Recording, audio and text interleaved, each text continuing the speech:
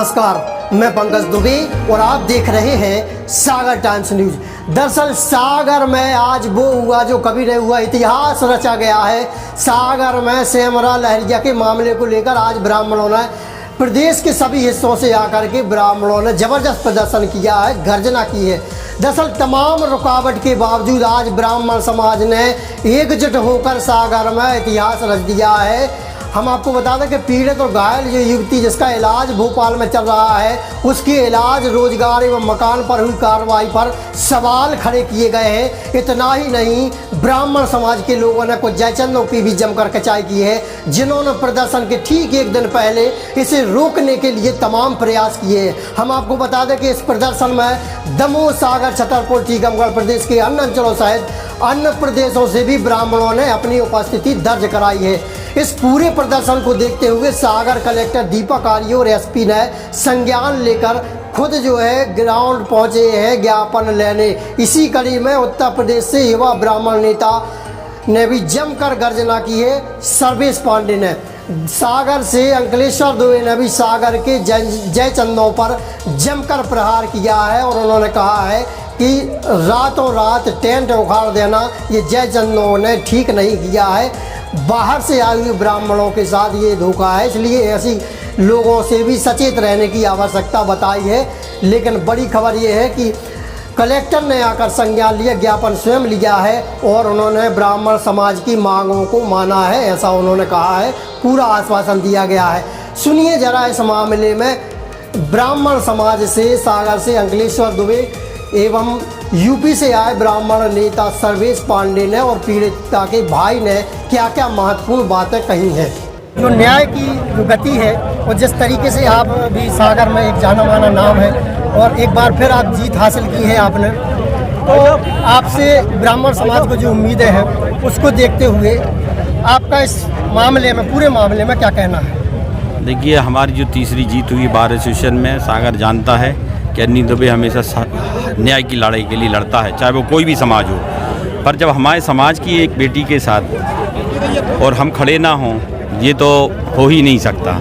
तो निश्चित रूप से जो आज अन्याय हुआ उसके विरुद्ध जो एक जन सैलाव युवाओं के साथ साथ सारे बुजुर्ग और सारे लोगों का, ब्राह्मणत्व ने ये दिखा दिया कि जो परशुराम जी का जो जब उनने अपना फरसा उठाया था तो उन आतताइयों के विरुद्ध उठाया था जो अत्याचार करते थे, और 21 बार जो है आतताइयों के विरुद्ध उनने छत्री विहीन कर दिया था। ऐसे छत्री जो आतताई थे, अब यदि ऐसे आतताई लोग जो पैदा हो गए तो हमारे ये जो युवा छतरपुर से आए, सागर के, बंडा के, रेहली के, इनने जो एक अपना फरसा उठाया है, इसको निस्त नाबूद करने के लिए उठाया है कि यदि आज समाज के किसी भी व्यक्ति के साथ, बेटी के साथ ऐसा अन्याय होगा, किसी का भी घर ढहा दिया जाएगा बुलडोजर से, तो ये जो हिटलरशाही चल रही है इसके विरुद्ध एक एक युवा तरुणाई समाज की खड़ी है और उसने आज दिखा दिया।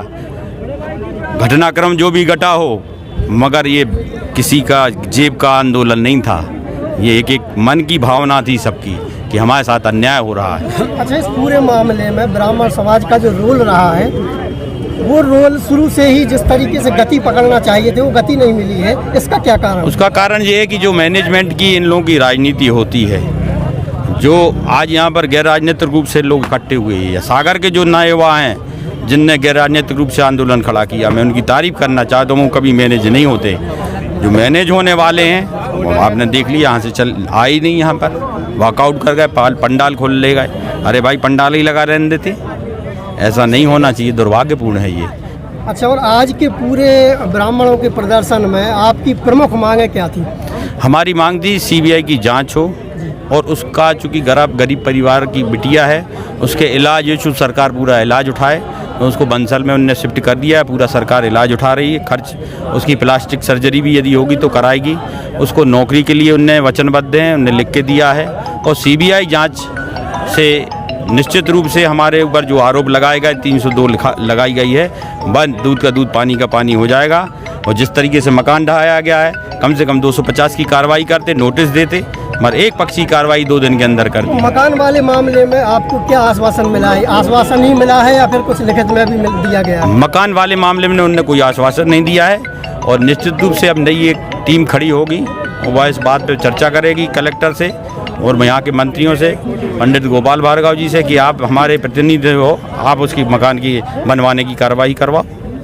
और इस पूरे मामले में देखा जाए तो इसको समाज की लड़ाई के रूप में देखा जा रहा है, क्या ये सही है? समाज की लड़ाई इसलिए सही है कि एक गरीब बेटी, यदि ऐसा होता कि उसको जला दिया होता, एक पक्षी होता, तो हम लोग नहीं बोलते। वो भी जली, उसके जलने के बाद उसकी बयान नहीं रिकॉर्ड किए गए, उसके बयान ना रख के एक तरफी 302 की कार्रवाई कर दी, सबको बंद कर दिया। जबकि आप कहते हैं महिलाओं को के प्रति कानून है, जब महिलाओं के प्रति कानून है तो महिलाओं की बात भी सुनना थी, उस बिटिया के बयान भी होना थे। अच्छा, एक और महत्वपूर्ण सवाल है जो कि इस प्रदर्शन से जुड़ा हुआ है। पिछले 3 दिन से लगातार जो है इस प्रदर्शन को लेकर सोशल मीडिया पर ये अफवाहें उड़ाई गई। अभी कल जो रात में अफवाह उड़ी है कि स्थगित हो गया है और यहाँ टेंट लग रहा था कल दिन में और रात में अचानक से हटा लिया गया। ये कैसे इस तरीके की? वही मैं कह रहा हूँ कि दुर्भाग्यपूर्ण, ये छतरपुर से चल के आए 150 किलोमीटर, बहराइच से सर्वेश पांडे आए 800 किलोमीटर से, पूरे जिले और संभाग के लोग आए।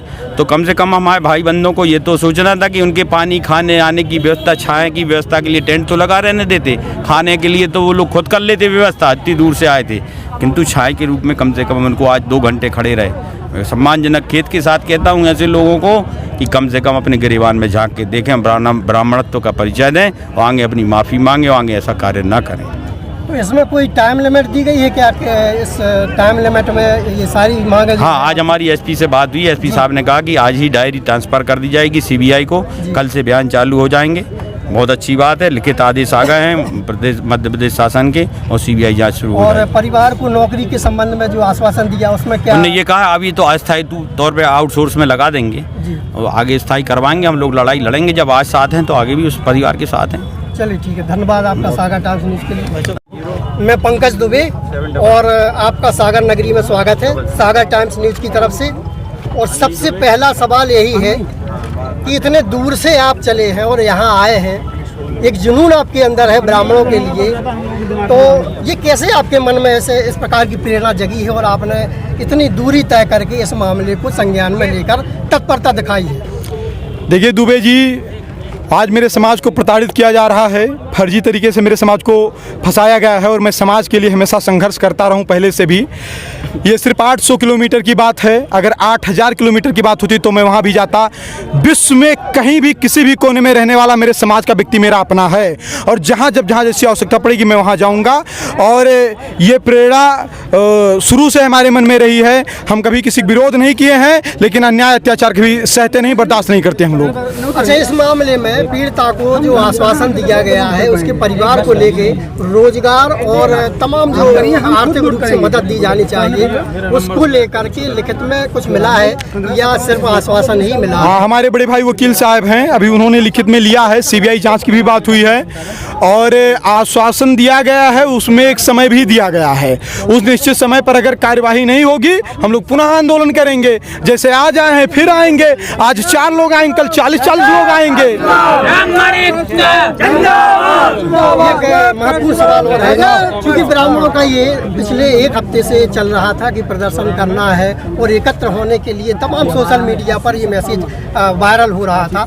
लेकिन कल अचानक से रात में जो है ये अफवाह थी या सत्य था या उसमें कुछ साठगांठ हुई है कि यहाँ पर जो टेंट लग रहा था उसको अचानक से निकाल लिया गया। इसके पीछे का जो कारण है वो आप बताएं। मैंने मंच से बताया है कि युद्धों में कभी नहीं हारे, हम डरते हैं छल छंदों से, हर बार पराजय पाई है अपने घर के जय चंदों से। लोगों ने मिसगाइड किया है आंदोलन को, लेकिन फिर भी उनके जो मतलब इरादे थे, जो गलत इरादे थे, वो कामयाब नहीं हुए हैं। मेरा पूरा समाज संगठित होकर के एक साथ आया है और बहुत मिसगाइड किया गया। अगर इस तरीके से भ्रम ना फैलाए होते तो यहाँ की दिशा और दशा कुछ और होती।